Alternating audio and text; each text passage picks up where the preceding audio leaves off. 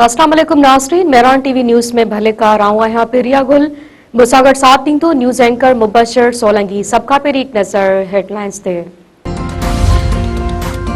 अमरीका Iran विच में गालियन जे बे दौर लाइ अहम अघ भराई ईरानी परडी वज़ीर अब्बास इराक़ची जी क़यादत में वफ़द जी वज़ीर आज़म शहबाज शरीफ ऐं फील्ड मार्शल सां मुलाक़ात। ईरानी वफ़द अब्बास इराक़ची जी अॻवानी में वज़ीर आज़म हाउस पहुतो। ईरानी वफ़द वज़ीर आज़म सां मुलाक़ात करे खिते जी सूरत हाल ऐं अमरीकी ॻाल्हियुनि जे हवाले सां ॻाल्हि ॿोल कई। नायब वज़ीर आज़म इसहाक डार जो तुर्क परडी वज़ीर सां फ़ोन ते राब्तो। हिते जी सूरत हाल ते ख़यालनि जी ॾे वठि इसहाक डार अमन जी ॻाल्हियुनि लाइ मुसलसल राब्तनि जी हिमायत ते ज़ोर ॾिनो।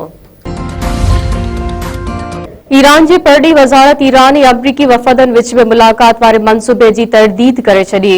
ईरान जे परडेही तर्जुमान इस्माइल बकाई चयो आहे त हू ईरानी परडी वज़ीर सां गॾु सरकारी दौरे ते पाकिस्तान पहुतो आहे।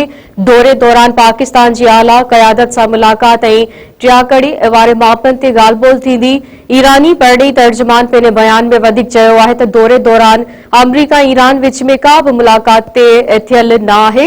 पाकिस्तान जी आला अख़्तियारनि सां मुलाक़ातनि में ईरान पंहिंजा मुशाहिदा पाकिस्तान खे फराहम कंदो।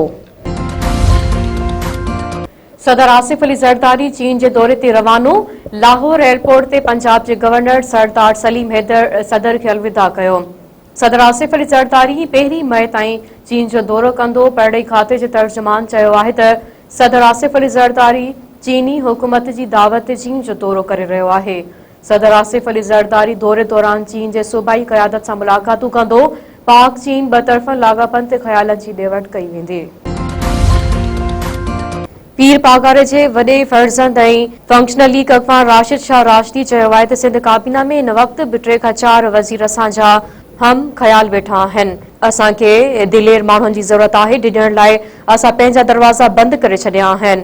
गंबट में प्रेस कॉन्फ्रेंस कंदे सैयद राशिद शाह राशिदी चयो त ईंदड़ इलेक्शन में मुस्लिम लीग फंक्शनल अहम हैसियत में हूंदी। मर्कज़ जी हुकूमत बि पीर पागारे जी मर्ज़ी सां ठहंदी। ड्राइंग रूम जी सियासत खां ॿाहिरि निकिरी रोडनि जी सियासत करे रहिया आहियूं। उन लाइ असांजो साथ ॾिनो वञे। सिंध हुकूमत जे तर्जुमान सुखदेव हेमनाणी फंक्शनल लीग अॻवान राशिद शाह राशिदी जे बयान खे खोखली दावा ऐं खिल जोॻो करार ॾेई छॾियो। सुखदेव हेमनाणी चयो आहे त फंक्शनल लीग जा पीपल्स पार्टी MPAs बाबति दावा खोखला ऐं खिल जोॻा आहिनि। ख्वाब ॾिसण ते पाबंदी नाहे पर हक़ीक़त खां एतिरी क़दर मुफ़ासिलो बि मुनासिब नाहे।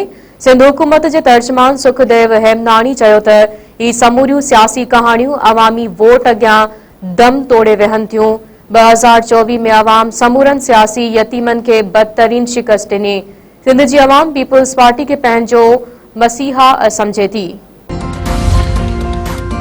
बिप खास में तेज रफ्तार ट्रैक्टर ट्राली दुकान में काही पई, 2 ॼणा फोत, 2 ज़ख़्मी। खाड़ नाके ते तेज रफ्तार ट्रैक्टर ट्राली ब्रेक फेल थियण सबब चिंची खे टक्कर हणण बाद दुकान में काही पई। हादसे में हैदर अली कालरो ऐं हिकु अणॼातल शख़्स फोत, 2 ॼणा ज़ख़्मी थी पिया। कानपुर महर में महर ऐं कलोड़ा तकरार जो नेबेरो। धुरियनि ते मजमूई तौर ते 2 करोड़ 2,75,000 रुपया ॾंड। सरदार अली गौहर खान महर जे सरपंची हेठि हलंदड़ तकरार जो नेबेरो। महर बिरादरी ते 1 करोड़ 16 लख रुपया ॾंड विधो वियो। कलोड़ा बिरादरी ते 86,75,000 रुपया ॾंड मुक़रर। धुरियनि खे भाकुर पराए खीर खंड कयो वियो। पन्नू आकिल में गुज़िरियल राति क़तल थियल नौजवान इमरान इंटर्न जा वारसनि ॿीहर क़ौमी शाहरा ते लाश रखी धरणो हणी वेही रहिया। टायरनि खे बाहियूं धरणे सबब क़ौमी शाहरा ते ट्रैफ़िक मुअतल। गाॾियुनि जूं डिघियूं क़तारूं लॻी वयूं। मक़तूल जे वारसनि चयो आहे त गुज़िरियल राति पुलिस अमलदारनि असल जवाबदार गिरफ़्तार करण जी ख़ातिरी कराए धरणो ख़त्म करायो हो, पर हिन वक़्त ताईं जवाबदार गिरफ़्तार नाहिनि थिया। मुलविस जवाबदारनि खे गिरफ़्तार करे तहफ़्फ़ुज़ फ़राहम कयो वञे। सिंध जे मुख़्तलिफ़ इलाइक़नि में उरड़ी जा रागा जारी। 1 ॾींहुं में 3 ॿारड़ा फोत। बाढे जे ॻोठ सामटिया में 1 साल जी उजाला चना ऐं 2 वरनि जी आइया सुम्बरो उरड़ी विघे दम ॾिनो। डिगरी में वधीक 1 ॿार मर्ज़ सां झेड़ींदे फोत। अंग 4 थी वियो। ॻोठ राम कॉलोनी में 3 वरनि जी पूनम धी मेघवाड़ उरड़ी विघे फौत थी वई। जीए सिंध हलचल जे बानी साईं GM सैयद जी अॼु 61वीं वरसी मल्हाई वई। साईं GM सैयद जी फ़िकर सां सलाहियल पार्टियुनि जा धारदार जलसा। जसकम चेयरमैन सनान खान कुरैशी, डॉक्टर न्यास कालानी, जसम चेयरमैन रियाज शांटी ऐं ॿियनि साईं जीएम सैयद जी मज़ार ते हाज़िरी गुल निछावर कया विया। साईं जीएम सैयद जी 61वीं वरसी जे मौक़े ते सिंध जे मुख़्तलिफ़ शहरनि मां वॾी तादाद में कारकुननि जी सन आमद। पेट्रोल ऐं डीज़ल जे अघ में घाटे तोड़ इज़ाफ़े ख़िलाफ़ मुख़्तलिफ़ शहरनि में एहतिजाजी मुज़ाहिरा। मिठी में अवामी तहरीक जा कारकुन रोडनि ते निकिरी आया।